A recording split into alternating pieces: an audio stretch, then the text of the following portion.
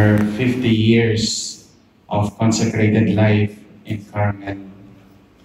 I wish and join you, Mother May, in praising and glorifying God, not only for the many blessings received during the past 50 years as a discalced Carmelite nun, but also to thank God for all the blessings God has bestowed on others through your prayers and sacrifices. Palangga kagid namon, Mother May. And this is certainly a landmark and a very special occasion, celebrating 50 years of God's fidelity. Palakpakan natin si Mother May.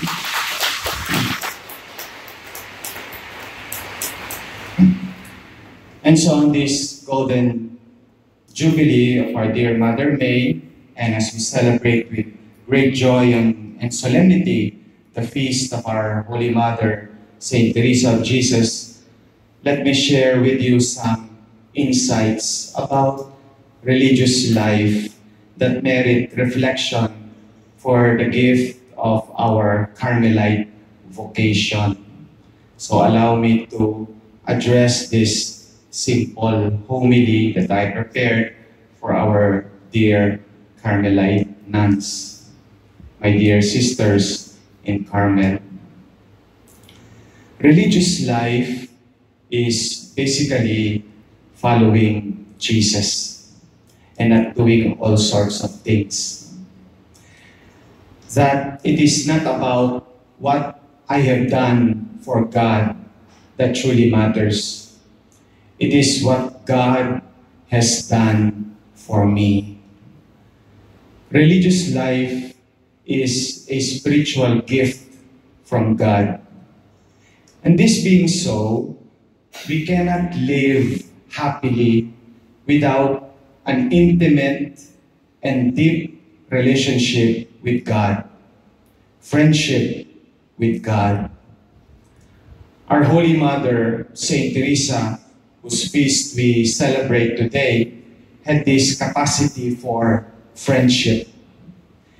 Every religious must allow herself to be touched by the fire of God.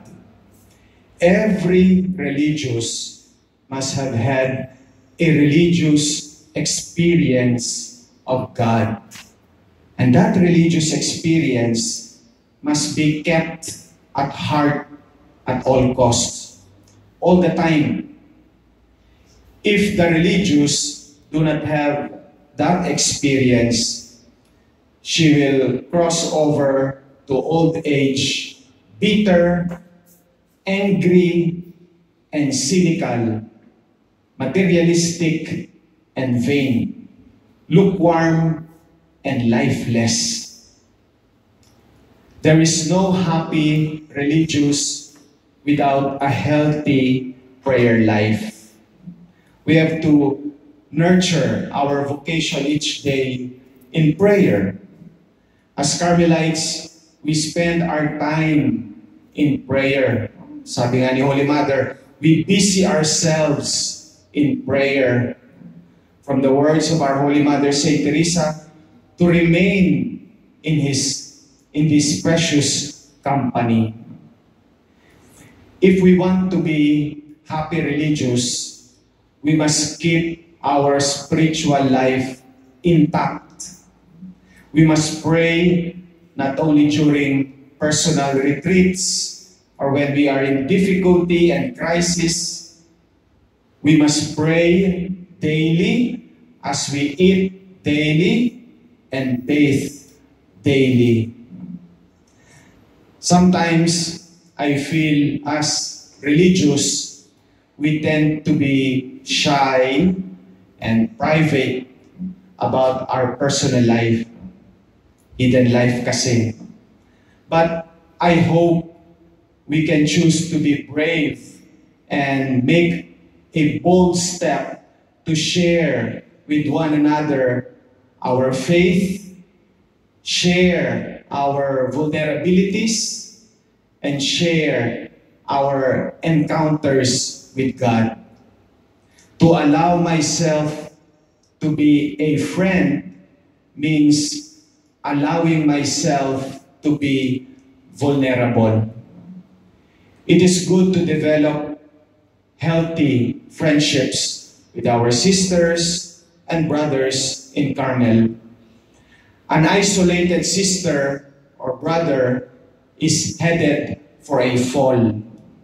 We only become lonely if we allow our work to take over us and neglect our need for friendship, for brotherhood or sisterhood. Most of us have acquaintances, but acquaintances are not friends. We see acquaintances every now and then, but friends are more than that. Friends can share deep joys and dreams, vulnerabilities and frustrations with the assurance of compassionate acceptance, at the same time nurturing and supporting one another. Think of a very difficult struggle you are going through right now. A health problem, difficulties with your sisters in the community, emotional crisis. Have you shared this with anyone? Whom would you tell? That person is your friend. If you cannot tell anyone, you don't have any friend. Jesus is telling us directly to make friends always and avoid creating enemies. Religious life does not forbid friendships. Diba? Sabi ni Holy Mother, all must be friends. All must be loved. All must be held dear. All must be helped. And so we need friendship with God and friendship with one another. We need to nurture our community life through fraternal dialogue and sincere communication among its members.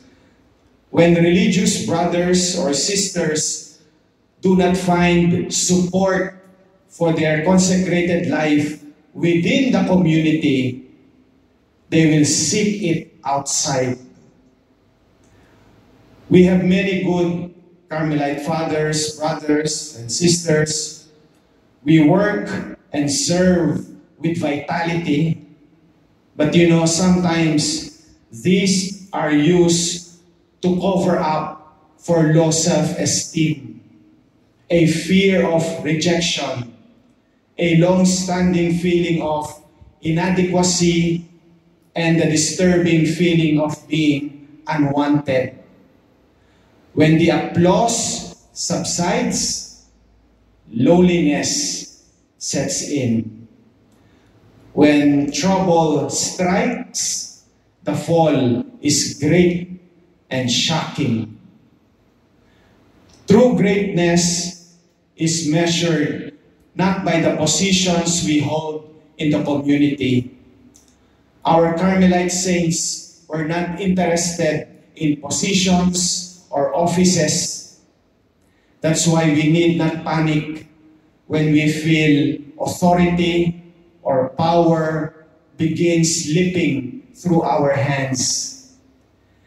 There is more reason to be alarmed when we begin to be indifferent, uncharitable, and proud.